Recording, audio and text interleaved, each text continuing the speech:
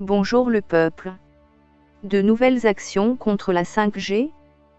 Qui a dit que les médias n'étaient pas bien informés et parfaitement objectifs?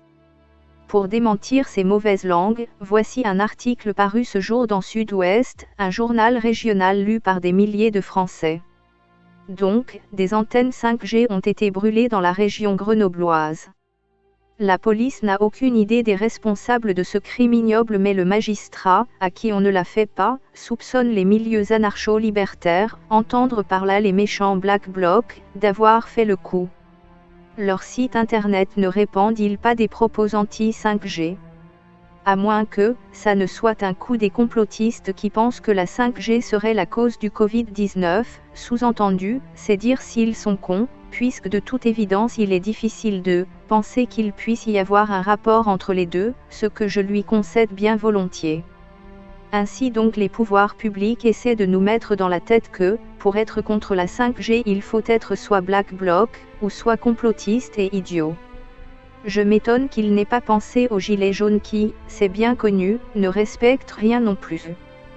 Quant aux journalistes, ils gobent tout ça sans sourciller et s'en fait l'ego fidèle.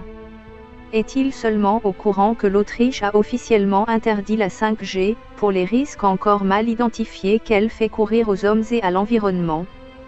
Et qu'il y a en France des centaines de milliers, peut-être même des millions, de citoyens parfaitement légalistes qui s'inquiètent du déploiement en catimini de la 5G, pour des questions de gros sous. Et qui essaient en vain d'obtenir que ce déploiement soit abandonné ou, à minima différé, dans l'attente d'études sérieuses sur son impact sanitaire, qui est probablement très loin d'être neutre contrairement à ce qu'on voudrait nous faire croire. De cela, le journaliste se garde bien de parler et je n'ai encore vu dans ce journal aucun article faisant mention des risques potentiels de la 5G. Reste que l'action dénoncée par cet article est illégale, on n'a pas le droit de détruire des antennes appartenant à des entreprises privées. Mais, n'est pas moins violent, à mon humble avis, le passage en force de l'État et des opérateurs qui déploient le réseau en douce pour nous mettre devant le fait accompli. Un passage en force de plus, de trop, après celui du compteur Linky ou l'interdiction de prescription de la chloroquine. Le tout en l'espace de seulement quelques mois.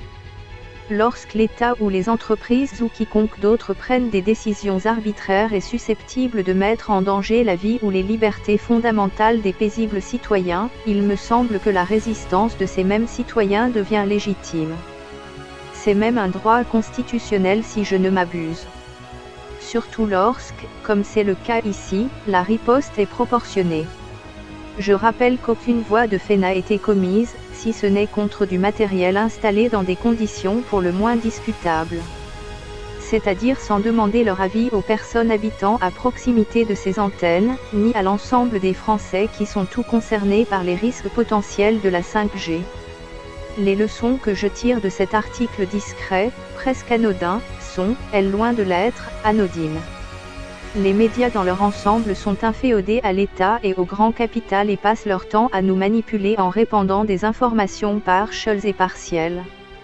Monsieur Macron qui prétend vouloir tirer toutes les leçons de la crise et promouvoir une relance verte fait, une fois de plus, tout le contraire de ce qu'il annonce. Il continue à prendre des décisions anti-écologiques de façon toujours aussi arbitraire.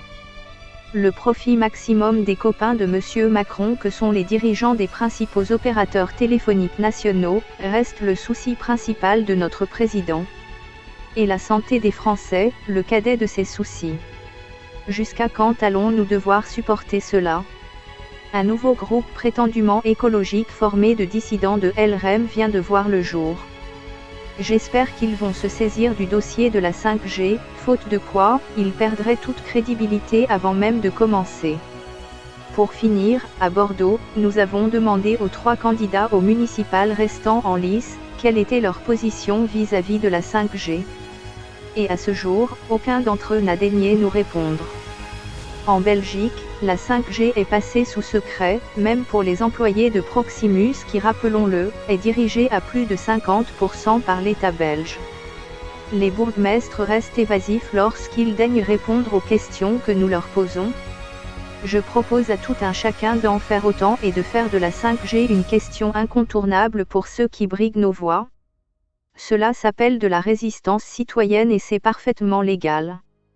Prenez soin de vous, de votre famille et de vos proches, pensons à nos enfants.